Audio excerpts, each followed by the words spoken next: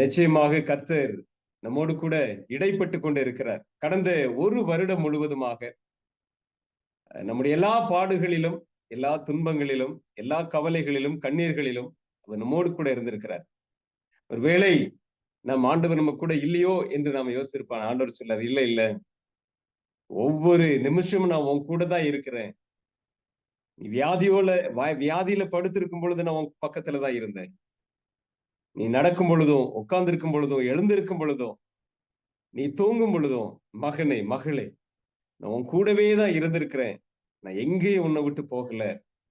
இந்த நல்ல தெய்வத்தை நாம் கொண்டதற்காக தேவனுக்கு நாம் என்ன செய்வோம்? நன்றிகளையும், துதிகளையும் இந்த வேளையில நாம் ஏறெடுப்போம். அன்பான தேவனுடைய பிள்ளைகளே, இந்த நல்ல வாய்ப்பை தந்த உங்கள் அனைவருக்கும் நான் இயேசு நாமத்தினாலே நான் வாழ்த்துதலை தெரிவித்துக் கொள்ளுகிறேன். நம்முடைய எல்லா பிரச்சனைகளையும் ஆண்டவர் இந்த கடந்த வருடம் முழுவதுமாக எத்தனையோ வலிகள், வேதனைகள் இருந்தாலும் இந்த வருடத்தை ஆண்டவர் நமக்கு முடிக்க செய்திருக்கிறார். கடைசி ஓய்வு நாளுக்கு முந்தின ஓய்வு நாளில் நாம் இருக்கிறோம். நிச்சயமாக இந்த இணைப்பில் இருக்கிற ஒவ்வொரு பிள்ளைகளையும், ஒவ்வொரு குடும்பங்களையும் ஆண்டவர் ஆசீர்வதித்து வந்திருக்கிறார், பாதுகாத்து வந்திருக்கிறார். ஆகவே நம் ஆண்டவருக்கு நன்றி செலுத்தும். கர்த்தருடைய வருகை மிக சீக்கிரமாக இருக்கிறது அன்பானவர்களே. தேவனுக்கு பிரியமான கர்த்தருடைய பிள்ளைகள், ஆண்டவருடைய வருகைக்காக நம்ம ரொம்ப நீண்ட காலம் காத்து இருந்துட்டோம். ரொம்ப நீண்ட காலம் காத்து இருக்கிறோம்.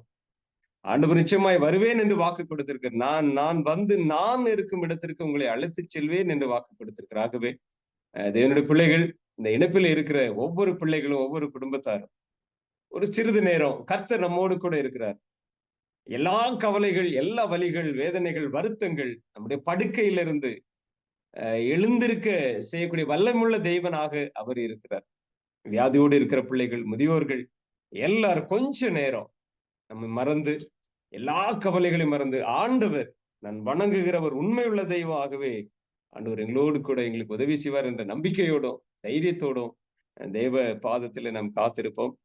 நிச்சயமாக ஒரு சிறிது நேரம் தேவன் வேதத்தின் வழியா நம்மோடு கூட என்ன செய்வார்? பேசுவார். ஒரு பாடலோடு இந்த செய்தியை உங்களோடு கூட பகிர்ந்து கொள்ள வேண்டும் என்று ஆசைப்படுகிறேன். தேவனே, என் தேவனே, ஏன் இன்னும் வரவில்லை? தேவனே, என் தேவனே, ஏன் இன்னும் வரவில்லை? எந்நாளும் வருகையை ஆவலுடன் எதிர்பார்க்கிறேன். எந்நாளும் வருகையை ஆவலுடன் எதிர்பார்க்கிறேன். தேவனே, என் தேவனே, ஏன் இன்னும் வரவில்லை? என் பாவ சுமைகள் நாளுக்கு நாள் அதிகரித்து என் நெஞ்சை பிளக்கின்றதே. என் பாவ சுமைகள் நாளுக்கு நாள் அதிகரித்து என் நெஞ்சை பிளக்கின்றதே. என் மீறுதலை நான் அறிந்திருக்கிறேன். என் பாவம் கண் முன்னே நிற்கின்றதே. தேவா, எந்தன் நிந்தை எல்லாம் உமக்கு முன்பாக நிற்கின்றதே. தேவா, என் நிந்தை எல்லாம் உமக்கு முன்பாக நிற்கின்றதே. தேவனே, என் தேவனே, ஏன் இன்னும் வரவில்லை? கர்த்தாவே, எந்தன் விண்ணப்பத்தை மனதுருகி வந்து கேளும் ஐயா. கர்த்தாவே, எந்தன் விண்ணப்பத்தை மனதுருகி வந்து கேளும் ஐயா. உமது முகத்தை மறைக்காமலும் தீவிரமாக கேட்டருளும். பாவத்தில் நானும் மரிக்கும் முன்னே நீர்தாமை வந்து அழைத்து செல்லும். பாவத்தில் நானும் மரிக்கும் முன்னே நீர்தாமை வந்து அழைத்து செல்லும். தேவனே, என் தேவனே, ஏன் இன்னும் வரவில்லை? ஒரு சிறு ஜெபம் செய்து விடுவோம். பரிசுத்தாவிய தேவன் நமக்கு உதவி செய்ய வேண்டும். கர்த்தருடைய வார்த்தையை கேட்கும்படியாய் நம்முடைய உள்ளங்களையும் நம்முடைய எண்ணங்களையும் அவர் ஆட்கொள்ள வேண்டும். ஆகவே இல்லாத பிசாசு கிட்ட இருந்து அவனுடைய தடைகளிலிருந்து நீக்கும்படியாய் நம்ம ஒரு சின்ன ஜெபம் செய்து விட்டு நம்ம கடந்து செல்வோம். அன்புள்ள பிதாவே, இந்த சந்தோஷமான மனமகிழ்ச்சியான கர்த்தருடைய பரிசுத்தமான ஓய்வு நாளிலும் கூட கர்த்தாவே, தெய்வ பிள்ளைகளாக உம்முடைய சமூகத்துல நாங்கள் ஒன்று கூடி வந்திருக்கிறோம் தகப்பனே. குடும்பமாக, நண்பர்களாக, உறவினர்களாக, ஊழியக்காரர்களாக, போதகர்களாக தகப்பனே, இந்த நாளில் இந்த இணைப்பிலே நாங்கள் வெகு தூரத்தில் இருந்தாலும் கர்த்தருடைய ஓய்வு நாளை பரிசுத்தமாய் ஆசரிக்க வேண்டும் என்பதற்காக எங்க தேவனுடைய சமூகத்துல வந்திருக்கிறோம். ஆகவே உமது பிள்ளைகளுக்கு இன்று என்ன தேவையோ, உமது மகள் ஜெபித்தது போல அவர்கள் என்ன பிரயோஜனமாக இருக்க என்ன தேவையோ கர்த்தர் அடியனை மறைத்து நீங்க எங்களோடு கூட பேசுங்க கர்த்தாவே. நாங்கள் அமர்ந்திருந்து வேதத்தின் வழியாய் வருகிற ஒவ்வொரு வார்த்தைகளையும் கேட்க எங்களுக்கு கிருபை செய்யும்படியாய் எங்கள் அன்புள்ள ஆண்டவர் இயேசுவின் வழியாய் ஜெபிக்கிறோம் ஜீவனுள்ள நல்ல பிதாவே. ஆமேன், ஆமேன். தேவனுடைய கர்த்தருடைய பிள்ளைகளை, ஒரு வாக்கியத்தை நான் உங்கள் வார்த்தையை உங்களோடு வாசித்து அந்த வார்த்தையை நாம் என்ன செய்வோம் இப்பொழுது தியானம், ஒரு சிறிது நேரம் தான் நாம் என்ன செய்ய போறோம், தியானம் செய்ய இருக்கிறோம். நீங்கள் எங்களோடு கூட உங்களுடைய வேதாகமத்தை எடுத்து வைத்துக் கொள்ளுங்கள். சந்தோஷமா, சமாதானமா, நிம்மதியா கர்த்தர் நம்மோடு கூட வேதத்தின் வழியை பேசுவதை நாம் கேட்கலாம். இரண்டு தீமோத்தேயும் அப்போஸ்தலனாகிய பவுல் எழுதின 2வது தீமோத்தேயுக்கு எழுதின கடிதத்துல 1வது அதிகாரம் 12வது வசனத்தை நான் என்ன செய்யறேன், உங்களுக்காக வாசிக்கிறேன். அது நிமித்தம் நான் இந்த பாடுகளை அனுபவிக்கிறேன், ஆயினும் நான் வெட்கப்படுகிறதில்லை. ஏனென்றால் நான் விசுவாசிக்கிறவர் இன்னார் என்று அறிந்திருக்கிறேன். அன்பான தேவனுடைய பிள்ளைகளை, இதைத்தான் நாம் இப்பொழுது தியானம் செய்ய போகிறோம். இதில் அநேக விஷயங்கள் இருக்கிறது. ஆனால் நமக்கு இன்று தேவையானது ஒன்றாக இருக்கிறது. இந்த கடந்த வருடம் முழுவதும், கடந்த வாரத்தில் கூட போதகர் மணிமாறன் மூலமாக அருமையான நல்ல ஒரு நன்றி செலுத்துகிற ஒரு செய்தியை நாம் கேட்ட ஆண்டவருக்கு நன்றி செலுத்தணும். ஆகவே இந்த நல்ல நேரத்திலும் கூட தேவனுடைய சமூகத்திலே நமக்கு தேவையான ஒரு விஷயத்தை கர்த்தர் நம்மோடு கூட பகிர்ந்து கொள்ள வேண்டும். தம்முடைய பிள்ளைகளை உற்சாகப்படுத்தவும், ஆர்வப்படுத்தவும், உற்சாகமூட்டவும், தேவனுடைய பிள்ளைகள் எல்லாம் அவருடைய சமூகத்துல வந்து சேரவும், பரலோக ராஜ்யத்திலே முகமுகமாய் அவரை தரிசிக்கவும் இந்த வாக்கியத்தை இன்று நம்மோடு கூட பகிர்ந்து கொள்ள வேண்டும் என்று விரும்புகிறார். நான் விசுவாசிக்கிறவர் இன்னார் என்று அறிவேன். சகோதரி ஒருவங்க ஒரு நாள் சரியாக மதியம் 12 மணி இருக்கும், மதிய வேளை, தண்ணீர் எடுக்க வேண்டும் என்று அவர்கள் கடந்து சென்றார்கள். ஊருக்கு ஒதுக்குப்புறமாக அந்த கிணறு இருக்கிறது. ஆகவே சகோதரி அவர்கள் எப்பொழுதும் முகத்தை மூடிக்கொண்டுதான் அவர்கள் அங்கு தண்ணி எடுக்க வருவார்கள். ஏனென்றால் அவர்களுக்கு அநேக பிரச்சனைகள் இருக்கிறது. ஆகவே அந்த கிணத்திற்கு வந்து அவர்கள் தண்ணீர் எடுக்க வரும் பொழுது அங்கே ஒருவர் உட்கார்ந்து இருக்கிறார். அந்த சகோதரியும் அவரை பார்க்கிறார்கள். பார்த்த மாத்திரத்தில் அவர்கள் முகத்தை இன்னும் நன்றாக மூடிக்கொள்ளுகிறார்கள். ஏனென்றால் அங்கு அமர்ந்திருக்கிறவர் ஒரு யூதர்கள் எப்படி ஆடை அணிந்திருப்பார்களோ அப்படி இருக்கிறார்கள். ஆகவே அவர்கள் உயர்ந்த ஜாதி, இவர்கள் தாழ்ந்த ஜாதி. சோ ஆகவே தண்ணி எடுத்துக்கொண்டு இருக்கும் பொழுது கர்த்தராகிய ஆண்டவர் தேவன் அந்த சகோதரி இடத்துல கேட்கிறார், மகளே எனக்கு கொஞ்சம் தண்ணி கொடு அப்படின்னு சொல்லி கேட்கிறார். என் தாகத்துக்கு எல்லாரும் அறிந்த ஒரு விஷயம்தான், சற்று ஞாபகப்படுத்த வேண்டும் என்று விரும்புகிறேன்.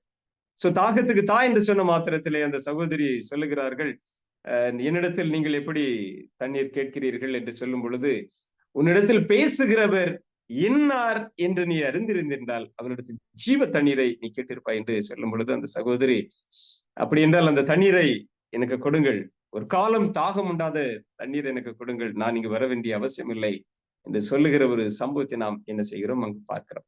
உன்னிடத்தில் பேசுகிறவர் இன்னார் என்று நீ அறிந்திருந்தாய் என்றால் நீருடைய ஜீவ தண்ணீரை கெடுத்து. பின்னாடி நாட்களில் அவள் அநேக அந்த ஊரையே ஆண்டவரிடத்தில் அழைத்து வந்தாள் என்பது அந்த சரித்திரத்தை யோவான் 4ஆம் அதிகாரம் 10ஆம் வசனத்திலே பார்க்கிறோம். இன்னொரு அன்பான சகோதரரும் இருக்கிறார். ஒரே நாளில் தேவனுக்கு சாட்சியாக நின்று 400க்கு மேற்பட்ட பூசாரிகளை, பாகால் பூசாரிகளை கொன்று குவித்தவர் என்று நாம் என்ன செய்கிறோம், வேதத்திலே வாசிக்கிறோம். ஆண்டவரே, நான் வாழ்வதற்கு எந்த விதத்திலும் தகுதி அல்ல, நான் சாகிறேன், என்னை கொன்று விடும், தற்கொலைக்கு அவர் ஆயத்தமாகிறார் என்று வேதத்திலே வாசிக்கிறோம். தேவன் மாத்திரம் அந்த ஊழியக்காரனுடைய இடத்தில் தலையிடவில்லை என்றால் நிச்சயமாக அவரை நாம் இழந்திருப்போம். ஆனால் அங்கு ஆண்டவர் தலையிட்டு, உனக்கு இங்க என்ன வேலை என்று கேட்டு அவரை மீண்டுமாக திருப்பி ஊழியத்திற்கு அனுப்புகிறார் என்று என்ன செய்கிறோம் பார்க்கிறோம். காரணம், கர்த்தராகிய ஆண்டவரை நம்பி விசுவாசித்து வானத்திலிருந்து அக்கினியை இறக்கின தீர்க்கதரிசி ஒரு பெண்மனுடைய வார்த்தைக்கு பயந்து அந்த ராத்திரியிலே அவர் என்ன செய்கிறார், பயந்து ஓடுகிறார். காரணம், கர்த்தர் இன்னார் என்று அவர் சரியாக அறியவில்லை என்றுதான் வேதத்தில் நாம் வாசிக்கிறோம். என்று சொல்லும் பொழுது திரும்பாக கர்த்தர் அவரை மீண்டுமாக 40 நாள் நடக்க வைத்து பெரிய ஊழியத்தை செய்து முடித்து மறுரூபமாக்கப்பட்டு பரலோக ராஜ்யத்திற்கு சென்றார் என்பதையும் நாம் வேதத்தில் அறிந்திருக்கிறோம். கர்த்தருடைய பிள்ளைகளை, நாம் வணங்குகிறவர் அல்லது விசுவாசிக்கிறவர் இன்னார் என்று அறிந்திருக்கிறேன் என்று பவுல் நமக்கிடத்தில் என்ன செய்கிறார் சொல்வதை நாம் பார்க்கிறோம். நாலும் இந்த நேரத்திலும் கூட இன்னார் என்று அறியாத அநேக பெரிய வரலாற்று தீர்க்க தரிசிகளும் சரி, வேத வல்லுநர்களும் சரி, வேதாகமத்தின் கதாபாத்திரங்கள் என்றாலும் சரி, உதாரணத்துக்கு நாம் எடுப்போம் என்றால் இவரை எடுத்துக்கொள்ளலாம். யோபு, ஆபிரகாம், நேபுகாத்நேசர். எனக்கு இந்த 3 பேரும் மிகவும் பிடிக்கும். யோபு ஒரு முறை ஆண்டவரிடத்தில் எல்லாவற்றையும் சரியாக பேசிக்கொண்டுதான் வருகிறார். நாம் ஒருவேளை படித்துக் கொண்டு வரும் பொழுது நினைத்தேன், ஆண்டவராகிய தேவனை அவர் நன்றாக அறிந்து உணர்ந்து தன் வணங்குகிற தெய்வம் இன்னார் என்று அறிந்தவராகத்தான் பேசிக்கொண்டு இருக்கிறார் தன்னுடைய நண்பர்களிடத்தில் என்று சொல்லும் பொழுது கடைசியாக ஆண்டவர் கேட்கிறார், நீ எழுந்தல், நான் உனக்கு கேட்கிற கேள்விகளுக்கு எனக்கு பதில் என்று சொல்லும் பொழுது கடைசியாக சாஷ்டாங்கமாக தேவனுடைய சமூகத்தில் விழுந்துகிறதை நாம் பார்க்கும் பொழுது பிற்பாக அவர் அறிந்து கொண்டார் என்பதை அறிகிறோம். ஆபிரகாம் 75 வயதில் அழைத்தவரை 120 வயது வரும் பொழுதுதான், இப்பொழுது நீ கர்த்தருக்கு பயப்படுகிறவர் என்று நான் அறிந்திருக்கிறேன் என்று அவர் சொல்லுகிறார். நேபுகாத்நேசர் அவருடைய வாழ்க்கையில் அவர் 7 வருடங்களை கழித்த பிற்பாடு தேவனுடைய சமூகத்தில் விழுந்தவராய், கர்த்தரை அறிந்தவராய், ஏற்கனவே அறிந்தவர் தான், ஆனாலும் அவரை மறந்து பெருமை நிமித்தமாக விழுந்தவராய், மீண்டும் கர்த்தர் இன்னார் என்று அறிந்து கொண்டவராய், அவரை விசுவாசித்தவராய் தீர்க்கதரிசி எழுதுறாங்க. நம்முடைய திருச்சபையினுடைய தீர்க்கதரிசி எழுதுறாங்க, பரலோகத்திலே தானியேலும் நேபுகாத்நேசரும் உரையாடுவதை நான் கண்டேன் என்று அவர்கள் தீர்க்க தரிசன ஆகமங்களில் எழுதுவதை நாம் என்ன செய்கிறோம், அறிந்திருக்கிறோம். அப்படியானால் நான் விசுவாசிக்கிறவர் இன்னார் என்று அறிந்திருக்கிறேன் என்று சொல்லுகிற ஒரு வாக்கியத்தை என்ன செய்ய முடிகிறது, நம்மால் பார்க்க முடிகிறது. இவர்கள் எல்லாம் தேவனை சரியாமல் அறிந்து கொள்ளாமல், அது ஊழியக்காரனாக இருந்தாலும் தீர்க்கதரிசியாக இருந்தாலும் சரி, அந்த சகோதரியாக இருந்தாலும் சரி, எல்லாருமே அவரை அறிந்து கொள்ளாமல், சரியான அறிந்து கொள்ள வேண்டிய பிரகாரமாய் அறிந்து கொள்ளாமல் அவரை அறிந்து கொண்டவர்கள் என்று என்ன செய்கிறோம் பார்க்கிறோம். அதே வேளையில் கர்த்தரை இன்னார் என்று அறிந்து கொண்டவர்களும் வேதத்தில் இருக்கத்தான் செய்கிறார்கள். தானியேலுடைய நண்பர்களை குறித்து நாம் அறிந்திருக்கிறோம். ராஜாவே, தேவன் எங்களை இந்த அக்கினிக்கு தப்புவிக்க வல்லவராயிருக்கிறார், ஒருவேளை தப்புவிக்காமல் போனாலும் நீர் நிறுத்திய சிலையை நாங்கள் வணங்க மாட்டோம் என்று நீரை உமக்கு அறிந்திருக்க கடவுது என்கிற வேத வாக்கியத்தை நம்மால் என்ன செய்ய முடிகிறது, உணர்ந்து கொள்ள முடிகிறது. தானியேலுடைய மிகவும் பிடித்தமான ராஜா காலையில் அதிகாலையில் அவரிடத்தில் ஓடி வருகிறார். தானியேலே, ஜீவனுள்ள உன்னதமான தேவனுடைய தாசனை, சிங்கங்களின் வாய்களுக்கு தப்புவிக்க வல்லவராய் இருந்தாரா என்று கேட்கும் பொழுது தானியேல் சொல்லுகிறார், ராஜாவே நீர் வாழ்க என்று என்ன செய்கிறார் சொல்லுகிற ஒரு சம்பவத்தை வேதத்தில் நாம் என்ன செய்கிறோம் பார்க்கிறோம். அப்படியானால் நாம் விசுவாசிக்கிறவர் என்னார் என்று அறிந்திருக்கிறோம். ஒருவேளை கடந்த வருடம் முழுவதும் சற்று திருப்பி பார்ப்போமே, நம்முடைய வியாதியில் நான் வணங்குகிறவர் இன்னார் என்று அறிந்திருக்கிறோமா? நம்முடைய வலிகளிலும் வேதனைகளும் நான் வணங்குகிறவர் இன்னார் என்று விசுவாசிக்கிறேன் என்று நாம் அறிந்திருக்கிறோம். அன்பான தேவனுடைய திருச்சபையே, கர்த்தருடைய தாசர்களே, தேவ பிள்ளைகளே, ஒவ்வொரு வலிகளிலும் வேதனைகளிலும் கஷ்டங்களிலும் பாடுகளிலும் ஒருவேளை இந்த சகோதரியை போல் நாம் இருக்கிறோமா? அல்லது அந்த தீர்க்கதரிசியை போல இருக்கிறோமா? அல்லது ஆபிரகாம் அல்லது யோபு, நேபுகாத்நேசர் இவர்களைப் போல இருக்கிறோமா? அல்லது தானியேல் நண்பர்களைப் போல தானியேலை போல இருக்கிறோமா? தெபீஸ் என்கிற இடத்தில் 6000 படை வீரர்கள் யுத்தத்திற்காக ஆயத்தமாக்கி கொண்டிருந்தார்கள்.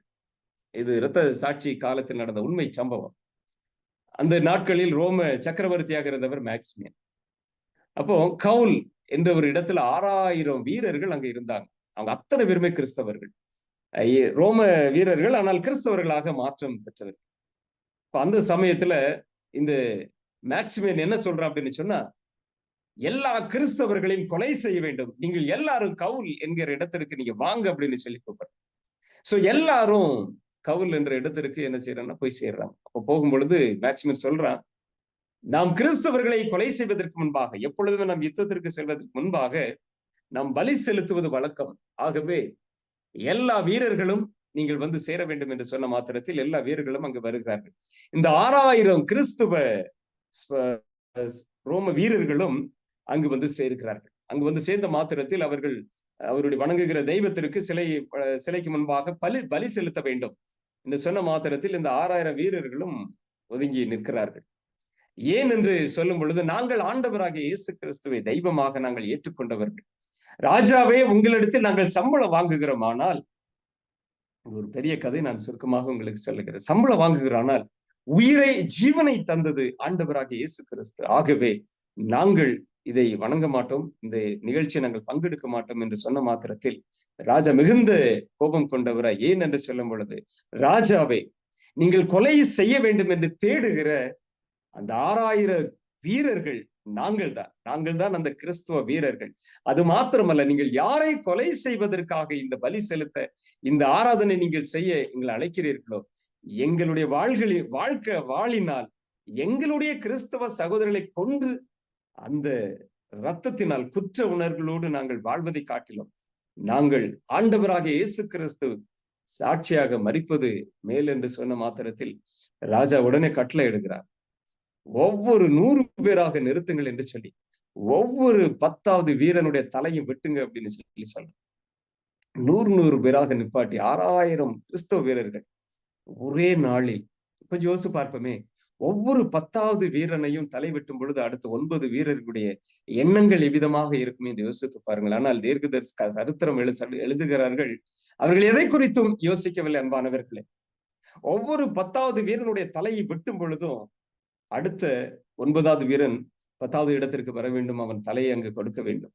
6000 வீரர்களுடைய தலைகளும் அங்கு வெட்டி வீழ்த்து பொழுது கொஞ்சம் யோசிச்சு பார்ப்போமே, அவர்கள் தங்களுடைய தாயை பத்தி அவர்கள் நினைத்ததில்லை, அவருடைய குடும்பத்தை பத்தி நினைச்சதில்லை, அவருடைய மனைவி பிள்ளைகள் எதை பற்றியும் அவர்கள் நினைத்து பார்க்கவில்லை. ஏனென்றால் எங்களுடைய ஆண்டவராக இயேசு கிறிஸ்து எங்களை உயிரை கொடுத்திருக்கிறார் என்று 6000 வீரர்களும் அங்கு மரித்து போனார்கள் என்று என்ன செய்கிறோம், சரித்திரத்தில் பார்க்கிறோம்.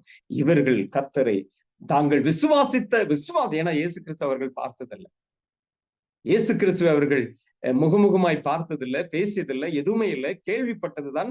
வேதாகமத்தை இருக்கிற சம்பவங்களை அவர்கள் ஊழியக்காரர்கள் கேட்டு விசுவாசித்த விஷயத்தில் 6000 பேர்களும் ஒரே நாளில் ஆண்டவருக்காக மரித்து போனார். காரணம், நாங்கள் விசுவாசிக்கிறவர்கள் இன்னார் என்று அறிவேன் என்று பவுல் சொன்ன அந்த வார்த்தைக்கு ஏற்ப அவர்கள் கர்த்தருக்காக ஜீவனை கொடுத்தார்கள் என்று என்ன செய்கிறோம், வாசிக்கிறோம். ஒரே ஒரு வசனத்தை வாசித்து நிறைவு செய்ய வேண்டும் என்று நான் விரும்புகிறேன். அப்படி என்றால், பவுல் ஆண்டவருடைய சமூகத்தை தீமோத்தேயுக்கு ஒரு கடிதம் எழுதுகிறார். நான் விசுவாசிக்கிறவர் இன்னார் என்று அறிவேன். காரணம், அவர் சொல்லுகிறார், நான் அவரிடத்தில் ஒப்பு கொடுத்ததை அவர் அந்நாள் வரைக்கும் காத்துக்கொள்ள வல்லவராய் இருக்கிறார் என்று நிச்சயித்திருக்கிறேன். நான் தேவனிடத்தில், அதாவது அந்நாள் வரைக்கும் நான் அவரிடத்தில் ஒப்பு கொடுத்ததை அந்நாள் வரையிலும், அதாவது நான் சாகிற வரையிலும் காப்பாற்றுவதற்கு அவர் வல்லவராய் இருக்கிறார். ஏன் பவுல் இந்த வார்த்தையை தீமோத்தேயுக்கு எழுத வேண்டும்? அப்படி என்ன பிரச்சனை பவுலுக்கு நடந்தது என்று சொல்லும் பொழுது இன்னொரு வாக்கியத்தை அவர் எழுதுகிறார். 2ஆம் அதிகாரம் 12வது வாக்கியத்தை வாசிக்கிறேன். இந்த வார்த்தை உண்மை உள்ளது என்னவெனில், நாம் அவரோடு கூட மரித்தோமானால் அவரோடு கூட பிழைத்தும் இருக்கிறோம் என்றும் அவர் என்ன செய்கிறார், சொல்லுகிறார். அது மாத்திரமல்ல, நான் பட்ட பாடுகள் என்று எழுதுகிறார். ஆரம்ப நாட்களில் பவுல் குறித்து நமக்கு நன்றாக அறிந்திருக்கிறோம். அவருடைய ஊழிய விஷயங்களை குறித்து நாம் நன்றாக அறிந்திருக்கிறோம். ஆண்டவராக இயேசு கிறிஸ்து அவரை அழைக்கிறார். அவர் அழைக்கும் பொழுது பவுல் சொல்கிறார், அவன் நடுங்கி திகைத்து, ஆண்டவரே, நான் என்ன செய்ய சித்தமாய் இருக்கிறேன் என்றான். அதற்கு கர்த்தர், நீ எழுந்து பட்டணத்துக்குள்ளே போ, நீ செய்ய வேண்டியது அங்கே உனக்கு சொல்லப்படும். இந்த சம்பவங்களை நாம் அறிந்திருக்கிறோம். கீழே இங்கே அவரு கேட்கிறாரு. அதற்கு அவருக்கு, நீ போ, அவன் பிரஜாதிகளுக்கும் ராஜாக்களுக்கும் இஸ்ரவேல் புத்திரருக்கும் என்னுடைய நாமத்தை அறிவிப்பதற்காக நான் தெரிந்து கொண்ட பாத்திரமாக இருக்கிறேன் என்று சொல்லுகிறார். அனனியா கிட்ட சொல்லுகிறார். சொல்லிட்டு ஒரு வாக்கியத்தை சொல்லுகிறார், அவன் என்னுடைய நாமத்து நிமித்தம் எவ்வளவாய் பாடுபட வேண்டும் என்பதை நான் அவனுக்கு காண்பிக்கிறேன். அன்பான தேவனுடைய திருச்சபை, கடந்த ஒரு வருடம் இந்த இணைப்பில் இருக்க நீங்களும் நானும் தேவனுடைய பிள்ளைகள் ஒருவேளை படுத்த படுக்கையில் இருக்கலாம், நீண்ட நாள் வியாதியில இருக்கலாம், வேலை பிரச்சனை, திருமண பிரச்சனை, படிப்பு பிரச்சனை, பண பிரச்சனை, எந்த பிரச்சனையாக இருந்தாலும் சற்று நம்மை திரும்பி பார்ப்போமே. கர்த்தர் எவ்வளவாய் நம்மளை பாதுகாத்து சந்தோஷத்தை கொடுத்து, மகிழ்ச்சியை கொடுத்து, நல்ல குடும்பங்களை கொடுத்து, ஆசீர்வதித்து, எவ்வளவு பிரச்சனைகள் இருந்தாலும் மகனே மகளே பயப்படாத, நான் இருக்கிறேன் என்று சொல்லி உன் பக்கத்துல இருக்கிறேன், அருகாமையில நிற்கிறேன், நான் உன்னை கைவிட்டதே கிடையாது. ஒரு நாள் ஒரு நிமிடம் கூட நான் உன்னை கைவிட்டது கிடையாது, நான் கூட தான் இருந்திருக்கிறேன். அந்த நம்பிக்கையான விஷயங்களை நாம் சற்று திரும்பி பார்ப்போமே. பவுல் இந்த வார்த்தை சொல்லுகிறார், நான் விசுவாசிக்கிறவர் இன்னார் என்று அறிவேன் என்ற சொன்ன வாக்கியத்திற்கு காரணம் என்னவென்று யோசித்து பார்க்கும் பொழுது, அவர் பட்ட அந்த 11 வருட ஊழியம், அந்த 11 வருட ஊழியத்துல அவர் பட்ட வலிகள், வேதனைகள், அடிகள், துன்பங்கள், அவமானங்கள், போராட்டங்கள், பிரச்சனைகள், சகோதரர்கள் ஏமாற்றப்பட்டு பிரிந்து சென்று எவ்வளவோ பாடுகளும் வலிகளும் உபத்திரவங்களும், பசி பட்டினி. வானதேவனுடைய திருச்சபை அவர் எழுதுகிறார், நான் 3 முறை விளாறினால் அடிப்பட்டேன் என்று. இதெல்லாம் நாம் அறிந்த விஷயங்கள். கேள்வி ஒன்றுதான், நாமும் பவுலை போல நான் வணங்குகிறவர் என்னார் என்று நாம் சொல்லுகிறோமா? அன்பான என்னுடைய திருச்சபை, ஒவ்வொரு சூழ்நிலைகளிலும் சோர்ந்து போகிறோமா? அல்லது ஏன் எனக்கு இப்படி நடக்கிறது? ஒரே ஒரு கேள்விதான் ஒருவர் கேட்டார். அவர் யார் என்று சொல்லும் பொழுது ஆண்டவர் சொல்றார், நான் யாருன்னு அவனுக்கு காண்பிப்பேன் பாருங்க அப்படின்னு சொல்றார். 10 வாதைகளினால் தான் யார் என்பதை நிரூபித்த சம்பவத்தை நாம் அறிந்திருக்கிறோம். பவுல் ஆண்டவர்கிட்ட கேட்கிறார், நான் என்ன செய்ய நீர் சித்தமா இருக்கிறீர்? என் சித்தத்தை தானே கேட்கிற, நான் சொல்றேன் போ, என் நிமித்தம் நீ எவ்வளவாய் பாடுபட வேண்டும் என்பதை நான் உனக்கு காண்பிப்பேன்.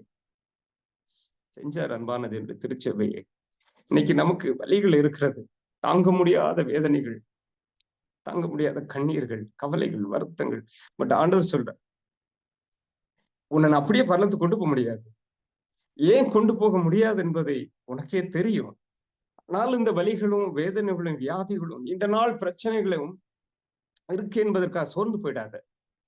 இந்த சபையினுடைய தீர்க்கதரிசி எழுதுறாங்க, அவர் சாகிற தருவாயில் நான் விசுவாசிக்கிறவர் என்னார் என்று அறிவேன் என்று சொல்லி உயிர விட்டதாக இந்த திருச்சபை சரித்திரம் அவரை குறித்து எழுதியிருக்கிறது. அப்படி என்றால் இந்த இணைப்பில் இருக்கிற தேவனுடைய பிள்ளைகள், எவ்வளவோ சத்தியங்கள் இருக்கிறது, எவ்வளவு விஷயங்கள் இருக்கிறது. ஒருவேளை பவுல் பொய் என்று சொல்லுகிறார்கள், அதை பற்றி நாம் கவலைப்பட வேண்டாம். தீர்க்கதரிசிகள் பொய் என்று சொல்லுகிறார்கள், அதை பற்றி கவலைப்பட வேண்டாம். நீங்கள் அமெரிக்க தேசத்திலும் உலகமெங்கும் இருக்கிறீர்கள். இப்பொழுது உலகத்தில் நடந்து கொண்டிருக்கிற மிக வஞ்சகமான சில விஷயங்கள் வேக வேகமாக நடந்து கொண்டுதான் இருக்கிறது. அப்படிப்பட்ட ஒரு சூழ்நிலையில் கர்த்தருக்கென்று, கர்த்தருக்காய் ஓய்வு நாள் முத்திரையாய் பெற்ற நீங்களும் நானும் நிலை தேவன் என்னையே நிறுத்திருக்கிறார். அன்பார்கள், எப்போது பிள்ளைகள் இருக்கும் பொழுது ஓய்வு நாளை காலின் கீழ் போட்டு மிதிக்கிறவர்களை நாம் பார்த்து கொண்டு இருக்கிறோம். ஆனால் இணைப்பில் இருக்கிற ஒவ்வொரு தேவனுடைய பிள்ளைகளும் கர்த்தரை விசுவாசித்து கர்த்தருக்காக நின்று கொண்டிருக்கிற, ஒருவேளை அந்த சகோதரி போல, ஒருவேளை எலியாவை போல, ஒருவேளை ஆபிரகாம், யோபு, நேபுகாத்நேசர் இவர்களைப் போல நாம் இருக்கலாம். அல்லது ஒருவேளை நாம் தானியேலுடைய நண்பர்களைப் போல, தானியேலை போல நாம் என்ன செய்யலாம், இந்த இரத்த சாட்சிகளைப் போல நாம் அறிந்து கொண்டவர்களாய் இந்த இடத்தை நாம் நிலைத்து நிற்கலாம். கர்த்தருடைய தாசர்களே, ஆகவே அவர்கள் என்ன வேணாலும் சொல்லிக் கொண்டு போகலாம். எப்படிப்பட்ட சத்தியங்களை தவறாக நமக்கு சொல்லி எப்படிப்பட்ட நம்மளை திசை மாறி கொண்டு செல்ல விரும்பினாலும் சரி, ஆனால் ஒரு விஷயம், கர்த்தர் நல்லவர், அவர் உண்மை உள்ளவர். 7ஆம் நாளாகிய ஓய்வு நாள் உண்மை உள்ளது, அது தேவனால் நிறுவப்பட்டது என்று நம்பினோம் என்றால், இன்று இப்பொழுது நீங்களும் நானும் செய்ய வேண்டிய ஒரே ஒரு விஷயம் இருக்கும் என்றால், வேதத்தை கையில் எடுத்து இதை தியானிக்க வேண்டும் என்று ஆண்டவர் விரும்புகிறார். ஏனென்றால் இதுதான் நம்மை காப்பாற்ற போகிறது, இதுதான் நம்மளை பாதுகாப்பு கொடுக்க போகிறது. இந்த வஞ்சகமான, ஏமாற்றுகிற, போட்டி நிறைந்த உலகத்தில் நாம் ஜெயிக்க வேண்டும் என்றால் ஒவ்வொரு தேவனுடைய பிள்ளைகளும் இன்னும் அதிகமாய் நித்திரை விட்டு எழுந்திருக்கத்தக்க வேலையாயிற்று. ஆண்டவர் கொடுத்த வேலை 3 தூதுகளை அறிவிக்க வேண்டிய நேரம் இது. மூன்றாம் தூதை அதுவும் இனியும் வல்லமையாக எடுத்து செல்ல வேண்டும். இந்த திருச்சபை மாத்திரம் எடுக்க வேண்டிய எக்காலத்தை எடுத்திருந்தால் எப்பொழுதோ தேவன் வந்து 2ஆம் முறையாக வந்திருப்பார் என்ற தீர்க்கதரிசி அப்பவோ 1915 எழுதுகிற ஒரு விஷயத்தை நாம் என்ன செய்கிறது பார்க்க முடிகிறது. ஆகவே அன்பானது என்னுடைய பிள்ளைகள், நான் விசுவாசிக்கிறவர் இன்னார் என்று அறிவேன். நான் தேவனிடத்தில் ஒப்புவித்ததை என்ன ஒப்புவித்தார்? பவுலுடைய சரித்திரத்தில் நாம் பார்க்கும் பொழுது அவர் அரபிய தேசத்திற்கு தன்று ஞானமுழுக்கு எடுத்த அரபிய தேசத்தன்று 3 வருஷம் அங்கே செபிக்கிற ஒரு விஷயத்தை நாம் பார்க்கிறோம். திரும்ப எல்லாவற்றையும் இயேசுதான் மேசியாவா என்று ஸ்தேவனுடைய மரணத்தை குறித்து அவர் யோசித்தவரை அங்கு சென்று வேதத்தையும் பிரமாணங்களையும் எல்லாவற்றையும் அவர் 3 வருடங்கள் படித்து மீண்டும் எருசலேமுக்கு வந்த ஒரு சரித்திரத்தை என்ன செய்கிறோம் நாம் பார்க்கிறோம். அப்பொழுது 2 விஷயங்களை தேவனிடத்தில் கேட்கிறாரா. தீர்க்கதரிசி எழுதுறாங்க பவுலுடைய வாழ்க்கை வரலாறு. ஆண்டவரே, என்னுடைய பாவம் மன்னிக்கப்பட்டது என்ற உத்தரவாதத்தை நீங்கள் எனக்கு தர வேண்டும். அது மாத்திரமல்ல, என் மரணம் வரையிலும் என்னோடு கூட இருப்பீங்க என்கிற உத்தரவாதத்தை நீங்கள் எனக்கு தர வேண்டும் என்று கேட்டு, சரி நீ போ என்று சொன்ன மாத்திரத்தில் அவர் புறப்பட்டு ஊழியத்திற்கு வந்தார். பிற்பாடு 11 வருட ஊழியம் என்று நாம் பார்க்கிறோம். என்னிடத்தை சொல்லுகிறேன் என்றால், அவர் ரோம் தேசத்திற்கு போகும் முன்பாக கப்பலில் ஒரு தேவ தூதர் வந்து அவரை சந்திக்கிறார். நீ மரிக்க போவதில்லை, நீ ராயனுக்கு முன்பாக நிற்க வேண்டும். நல்ல போராட்டத்தை போராடினேன், ஜீவ கிரீடம் எனக்காக காத்துக்கொண்டு இருக்கிறது என்று அவர் தலை வெட்டப்படுகிற சூழ்நிலையில் கூட அவர் தலை வெட்டி உருண்டோடும் போதும் கூட நல்ல போராட்டத்தை போராடினேன், ஓட்டத்தை முடித்தேன், ஜீவ கிரீடம் எனக்கு காத்துக்கொண்டே இருக்குது என்று சொன்னார். அன்பானவர்கள், ஆகவே நீங்களும் நானும் எவ்வளவு கஷ்டங்கள், இன்னும் அதிகமான பிரச்சனைகள் இனி வரப்போகிறது, அவமானங்கள் வரப்போகிறது, அசிங்கங்கள் வரப்போகிறது, போராட்டங்கள் இருக்கிறது, பணம், எல்லா பிரச்சனைகளும் நமக்கு வரப்போகுது.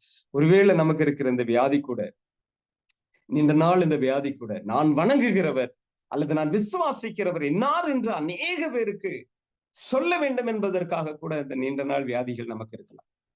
அல்லது நீண்ட நாள் பிரச்சனைகள், நீண்ட நாள் போராட்டங்கள், நீண்ட நாள் கஷ்டங்கள், வலிகள், வேதனைகள், துன்பங்கள் எல்லாம் இருக்கலாம்.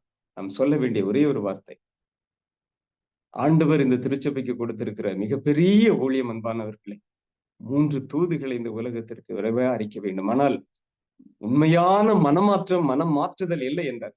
ஒருவரை கூட தேவனால் எடுத்து இந்த ஊழியத்தில் பயன்படுத்த முடியாது என்று ஆண்டவர் சொல்லுகிறார். ஆகவே இந்த நேரம், இந்த நாட்களில் அமெரிக்காவில் நடக்கிற சம்பவங்கள், உலகத்தில் நடக்கிற அழிவுகள், உலகில் நடக்கிற எல்லா யுத்தங்கள், இதெல்லாம் அவருடைய வருகைக்கு மிக விரைவான அடையாளமாக இருக்கிறது. வர இருக்கும் போராட்டங்களும் அதன் காரணங்களும். மாபெரும் ஆன்மீக போராட்டம் 36வது அதிகாரம். உங்களுக்கு நேரம் கிடைத்து நான் வாசிங்க, நீங்க ஏற்கனவே வாசித்த விஷயங்கள், நான் இதை உங்களுக்கு ஞாபகப்படுத்துகிறேன். நியாயராசிர்ப்பு சட்டம் வருகின்ற வரையிலும் இந்த அழிவுகள் தொடர்ச்சியாக இருக்கும் என்பது தீர்க்க தரிசன ஆகமத்தில் எழுதப்பட்ட விஷயங்களாக இருக்கிறது. ஆகவே இந்த திருச்சபை எழுந்திருக்க வேண்டும், இந்த திருச்சபை எழுந்து நிற்க வேண்டும். நமக்கு கிடைத்த நேரம் கொஞ்சம். ஆகவே ஒரு தாசன் இப்படி எழுதுகிறார், அந்த பாடலை பாடி நான் செபிக்க வேண்டும் என்று ஆசைப்படுகிறேன். ஆண்டவரே, நான் என்ன செய்ய சித்தமாயிருக்கிறீர், நீர் சொல்லும் அடியேன் கேட்கிறேன். ஆண்டவரே, நான் என்ன செய்ய சித்தமாயிருக்கிறீர், நீர் சொல்லும் அடியேன் கேட்கிறேன். உமது சித்தம் செய்திடுவேன், உம்மையே நித்தம் சார்ந்திடுவேன். உமது சித்தம் செய்திடுவேன், உம்மையே நித்தம் சார்ந்திடுவேன். இந்த உலகின் மாயை மறப்பேன், என்றும் உன்னத வாழ்வை நினைப்பேன். ஆண்டவரே, நான் என்ன செய்ய சித்தமாயிருக்கிறீர், நீ சொல்லும் அடியேன் கேட்கிறேன். கவலை கண்ணீர் வியாதியிலும் கலங்காமல் உம்மில் நிலைத்திருப்பேன். கவலை கண்ணீர் வியாதியிலும் கலங்காமல் உம்மில் நிலைத்திருப்பேன். என் இமைகள் மூடும் வரையில் அன்பர் உமக்காய் ஊழியம் செய்வேன். என் இமைகள் மூடும் வரையில் அன்பர் உமக்காய் ஊழியம் செய்வேன்.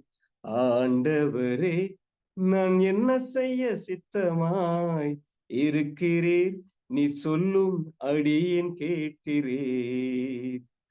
தேவனுடைய திருச்சபையை நாம் எழுந்து அவருக்கு வேலை செய்வோம். நாம் விசுவாசிக்கிறேன் என்னார் என்று இந்த உலகத்திற்கு காண்பிப்போம். சாதிப்போம், ஊழித்து செய்து முடிப்போம். கர்த்தர் உங்கள் ஒவ்வொருவரையும், இந்த இணைப்பில் இருக்கிற ஒவ்வொருவரும் தனித்தனியாய் பேர் பேராய் ஆசீர்வதித்து காப்பாற்றுவாராக. கர்த்தர் உங்களை யாவரும் ஆசீர்வதிப்பார். ஆமென்.